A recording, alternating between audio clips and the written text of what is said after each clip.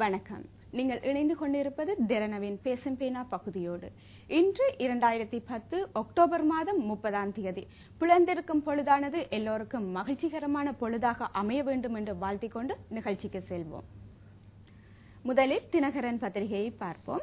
தினகரன் பத்திரிகையின் பிரதான தலைப்பு செய்தியாக ஜனாதிபதி தேர்தல் ஆட்சேர்ப்பு மனு நிராகரிப்பு. 2010 ஜனாதிபதி தேர்தல் முடிவுகளை ரத்து செய்யுமாறு கோரி சரத் பொன்சேகா தாக்கல் செய்திருந்த மனுவை உச்சநீதிமன்றம் நேற்று நிராகரித்துள்ளது.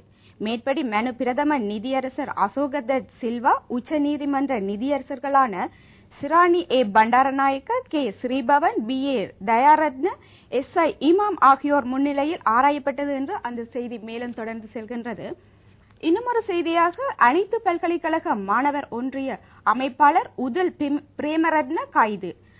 அனைத்து பல்கலைக்கழக மாணவர் ஒன்றியத்தின் அமைப்பாளர் உதல் பிரேமரத்னவை நேற்று பகல் போலீசார் கைது செய்துள்ளனர். இராஜகிரிய பகுதியில் வைத்தே இவரை போலீசார் கைது செய்துள்ளனர் என்று அந்த செய்தி மேலும் தொடர்ந்து செல்கின்றது. இன்னுமொரு செய்தியாக நல்லிணக்க ஆணைக்குழு முன் ஜாழ் அரச அதிபர் இமெல்டா சுகுமார். யாழ்ப்பாண மாவட்ட அரசாங்க அதிபர் திருமதி இமெல்டா சுகுமார் கற்றறிந்த பாடங்கள் மற்றும் நல்லிணக்க ஆணைக்குழு முன்னிலையில் அடுத்த வாரம் சாட்சியம் அளிக்க இருக்கிறார் என்று அந்த செய்தி தொடர்ந்து செல்கின்றது. அவைதான் தினகரன் பத்திரிகையின் பிரதான முக்கிய செய்திகளாக அமைகின்றன. அடுத்து வீரகேசரி பத்திரிகையை பார்ப்போம். வீரகேசரி பத்திரிகையின் பிரதான தலைப்பு செய்தியாக வடக்கு கிழக்கில் இராணுவ பிரசன்னம் குறைக்கப்பட வேண்டும், அரச அனுசரணையில் குடியேற்றங்கள் இடம்பெறக்கூடாது, அதிகார பரவலாக்கல் அவசியம், ஆணைக்குழு முன் அங்கிலியன் பேராயர் சிக்கோரா சாட்சியம். யுத்தம் முடிவடைந்த நிலையில் வடக்கு கிழக்கு இராணுவத்தின் பிரசன்னம் படிப்படியாக குறைக்கப்பட வேண்டும், அத்துடன் சிவில் நிர்வாகம் ஏற்படுத்தப்பட வேண்டும், மேலும் வெளி மாவட்டங்களில் உள்ளவர்களை அரச அனுசரணையுடன் வடக்கு கிழக்கில் குடியேற்றம் செய்யக்கூடாது என்று அந்த செய்தி மேலும் தொடர்ந்து செல்கின்றது. இன்னுமொரு செய்தியாக மரண தண்டனையை ரத்து செய்யக்கூடிய அதிகாரம் உயிரிழந்த குழந்தையின் பெற்றோருக்கே உள்ளது, தொடர்ந்து முயற்சிப்பதாக சவுதி சட்டத்தரணிகள் கடிதம். ரிசானாவுக்கு மரண தண்டனை தீர்ப்பளிக்கப்பட்டுவிட்டாலும் அது தொடர்பில் தொடர்ந்து கவனம் செலுத்தி வருவதாக குறிப்பிட்டுள்ள சவுதி அரேபிய சட்டத்தரணிகள் உயிரிழந்த குழந்தையின் இரத்த உறவினர்களிடமிருந்து மன்னிப்பு கொடுக்க வேண்டும் என்று அந்த செய்தி மேலும் தொடர்ந்து செல்கின்றது. இன்னுமொரு செய்தியாக சிறுபான்மை மக்களின் அரசியல் உரிமையை பாதுகாக்கவே நீதிமன்றத்தை நாடினோம், நல்லாட்சிக்கான மக்கள் இயக்கம் தெரிவிப்பு என்ற அந்த செய்தி காணப்படுகின்றது. இவைதான் வீரகேசரி பத்திரிகையின் பிரதான முக்கிய செய்திகளாக காணப்படுகின்றன. அடுத்து தினக்குரல் பத்திரிகை.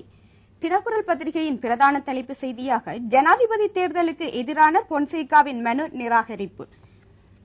அரசாங்கத்தின் பொருளாதார கொள்கையை விமர்சிப்போரை தடுக்கும் உரிமை எவருக்கும் இல்லை, ஐக்கிய தேசிய கட்சி எம்பி ஹர்ஷ டி சில்வா கூறுகின்றார். புலிகளின் தோற்கடிக்கப்பட்ட பின்னரும் தமிழ் கூட்டமைப்புடன் ஆபத்தான பயணத்தில் ஈடுபட்டிருப்பதாக குற்றச்சாட்டு. சமஷ்டி பற்றிய பேச்சுவார்த்தை ரஜீவ விஜயசிங்க. டில்லியில் விசனம். கடந்த காலத்தை பற்றி திரும்ப திரும்ப பேசிக் கொண்டிருப்போருக்கு பதிலாக இலங்கையின் அரசியல் பிரச்சினைகளுக்கு தீர்வு காண்பதற்கு நாட்டின் நலன் விரும்பிகள் பரிசுத்தமான தீர்வுகளை முன்வைக்க வேண்டும் என்று ஆளும் கட்சி எம்பி ரஜீவ விஜயசிங்க இந்திய தலைநகர் புதுடில்லியில் கருத்து தெரிவித்தார் என்று அந்த செய்தி மேலும் தொடர்ந்து செல்கின்றது. இவைதான் தினக்குரல் பத்திரிகையின் பிரதான முக்கிய செய்திகளாக காணப்படுகின்றன. அடுத்து சுடரொளி பத்திரிகை. சுடரொளி பத்திரிகையின் பிரதான தலைப்பு செய்தியாக ஜனாதிபதி தேர்தல் முடிவுகளை ரத்து செய்ய கோரி மனு தள்ளுபடி. முன்வைக்கப்பட்ட 4 விடயங்களும் பூரணப்படுத்தப்படவில்லை. ஜனாதிபதி தேர்தல் முடிவுகளை ரத்து செய்யுமாறு கோரி ஜனநாயக தேசிய கூட்டமைப்பின் தலைவரும் முன்னாள் இராணுவ தளபதியுமான சரத் பொன்சேகா சார்பில் தாக்கல் செய்யப்பட்ட மனுவை 5 நீதியரசர்கள் கொண்ட உயர் நீதிமன்றம் நேற்று தள்ளுபடி செய்து தீர்ப்பளித்துள்ளது என்று அந்த செய்தி மேலும் தொடர்ந்து செல்கின்றது. இன்னுமொரு செய்தியாக வடக்கு நில அளவை உதவியாளர் பதவிக்கு 95 சிங்களவர், 5 தமிழர், பெரும் அநீதி என்கின்றார் செல்வம் எம்பி. வடக்கில் கல்வி கற்ற இளைஞர்களை தொழிலின்றி தவிக்கும் போது வடமாகாண நில அளவை உதவியாளர்களான 95 சிங்கள இளைஞர்கள் நியமிக்கப்பட்டுள்ளனர், இது பெரும் அநீதியானது என்று தெரிவித்ததாக அந்த செய்தி மேலும் தொடர்ந்து செல்கின்றது. இன்னுமொரு செய்தியாக திடீர் சுற்றி வளைப்பு தேடுதலில் தாய்லாந்தில் 100க்கும் அதிகமான இலங்கை தமிழர்கள் கைதாகினர். தாய்லாந்தில் மேற்கொள்ளப்பட்ட திடீர் சுற்றுவளைப்பு தேடுதலில் நடவடிக்கையின் போது நூற்றுக்கணக்குக்கும் அதிகமான இலங்கை தமிழர்கள் கைது செய்யப்பட்டுள்ளனர் என்று அந்த செய்தி தொடர்ந்து காணப்படுகின்றது. இவைதான் சுடரொளி பத்திரிகையின் முக்கிய செய்திகளாக காணப்படுகின்றன. இத்துடன் இன்றைய நிகழ்ச்சிகள் நிறைவு பெறுகின்றன. மீண்டும் திங்களன்று தொடரும். வணக்கம்.